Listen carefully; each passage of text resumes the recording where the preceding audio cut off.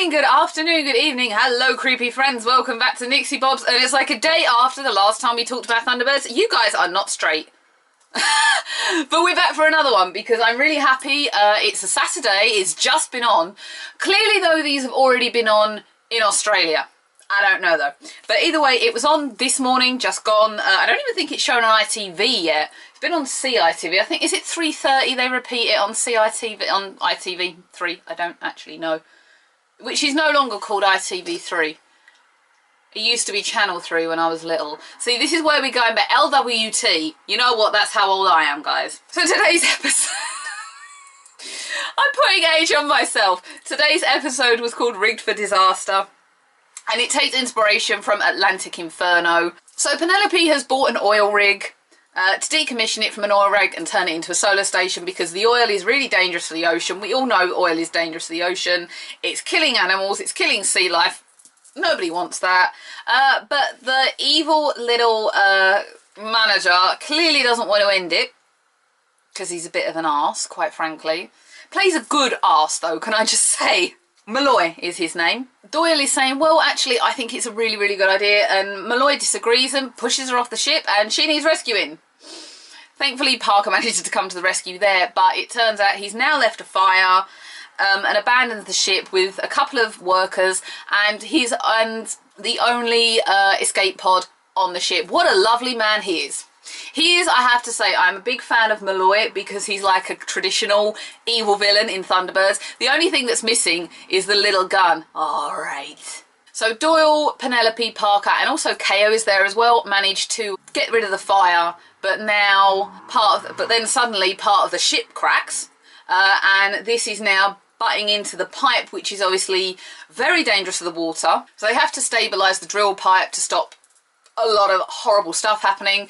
But when Parker takes Fab 1 down into the ocean to help stabilise it, or at least inspects it, he finds that there are actually workers trapped in there. Malloy locked them all in there and they're now filling up with water. They're in danger as well. So initially Doyle uses the crane, but then she's losing control of it. So then KO tries using Thunderbird's shadow, but that's not quite strong enough either. Meanwhile, Penelope goes, actually scuba dives, we'll discuss that, to shut off the oil pipe. Neither of the women can hold the platform up, so like debris falling, so Penelope, bless her, has to like literally cling to Thunderbird, to Fab, I can't get my words out today, has to cling to Fab 1 as Parker drives off. They all get knocked about a bit, but everyone's alive.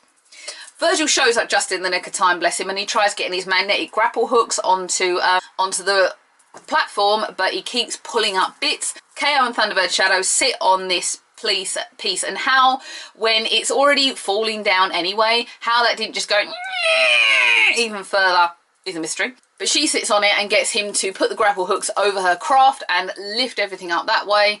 At least everything's safe, all the workers get out. Doyle, who's amazing, doesn't die. Penelope and Parker are safe, and just to get us completely in our happy modes, Penelope goes and gets Malloy at the end of the episode, brings the GDF and has him arrested, which is rightly so, because he was quite evil. And as I say, all he was missing was just his little gun. It was a so-so episode for me. I'm not saying it was a bad one, but I don't think it was what I was expecting it to be. Not in a negative way, but I think we've had such a few weeks of bang, bang, bang, bang, bang of action that to sort of pull it back a little bit, and this one was kind of a little bit, it kind of makes you go, oh.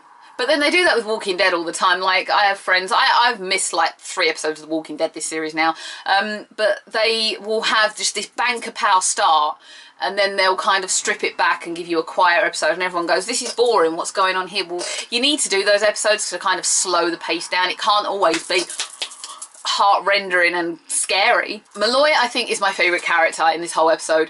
He is just so an old school bad guy that he's quite heartwarming in a strange way for me. The voice, the acting, the way that they've made the character really just makes me feel like I'm back in a traditional episode.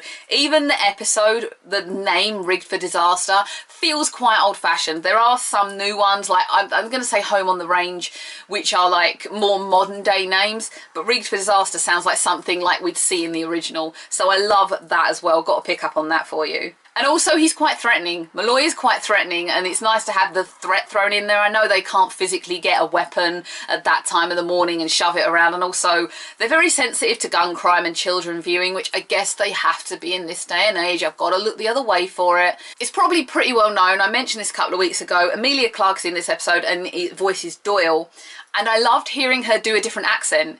I'm so used to her talking in her normal voice, and it was nice to hear her kind of take something different out of her acting ability. I've not heard her talk in an accent before.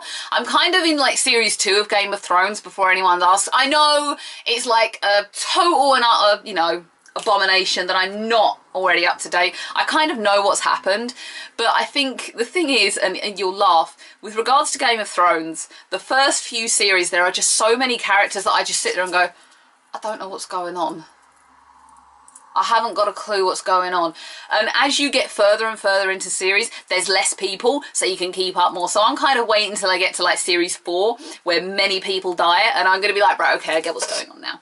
I'm kind of there anyway. They all want control of the 7 kingdoms. It's basically it, right? And none of the families like each other. Something along those lines. I loved as well that they got Doyle to say FAB. I think that's going to be a little bit debatable between some people, because FAB is a Thunderbirds catchphrase.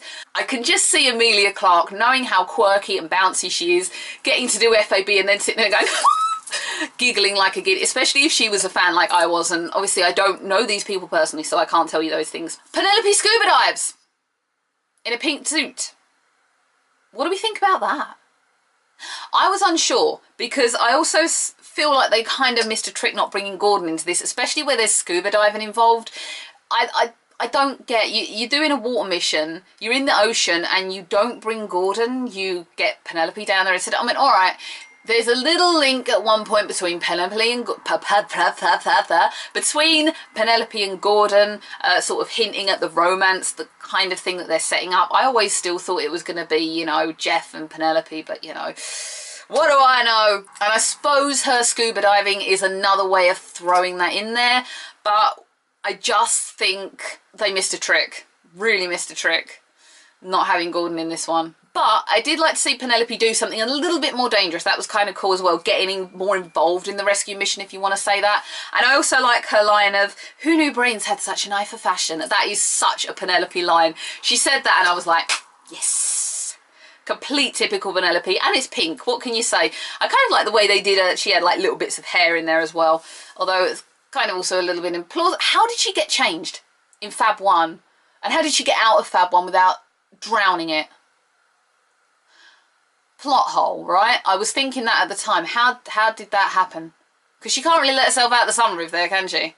Explain. So that was indeed rigged for disaster. Not quite the episode it was based on that I thought, but I don't mind either way. I thought it was based on a different Atlantic Inferno, unless it is. No, it is. It's got to be, right?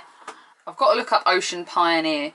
Danger at Ocean Deep. Sorry, there you go, there it was. The one I was thinking of was Danger at Ocean Deep, so Nixie knows absolutely nothing. Now, with regards to Inferno, I did a bit on this on Thursday when I sent this one out.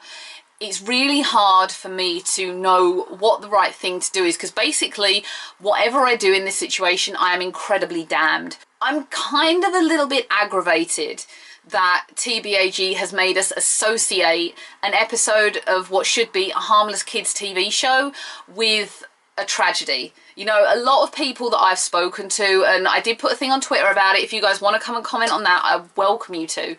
But the general consensus is that no one had really put 2 and 2 together with it. I did not want to sound a complete cold-hearted cow by saying, shall I do it at Christmas? Because the reason for that is that now to me this is a lost episode, and a lost episode to me is a rare treat to review. I did not want to do it as in a heartless way, so I hope no one's taken that as that kind of thing. I get why people are saying it's still a very raw thing. I don't want to sit here and offend anyone and upset anyone, but I really still don't know what the right decision to make with Inferno is. I don't kind of want to send it out on Christmas Eve and everyone go, oh, that's a horrible move, isn't it? If you want to see me do Inferno, then let me know. But if you've got another idea that you think would be a good one anyway, also let me know. And also, with regards to the placement of where I said the episode was, I was only going by what Wiki said. If it was wrong, I apologise. Just went by what Wikipedia said. Thanks everyone for being here and watching this. If you like, subscribe, please do. Love to have you join in, but you don't have to. If not, please leave me comments. I always love to hear what you have to say. And I will see everyone next week for Thunderbirds, makeup, rants. I've got a good rant going on somewhere in there, and that's all that's going on. Bye everyone.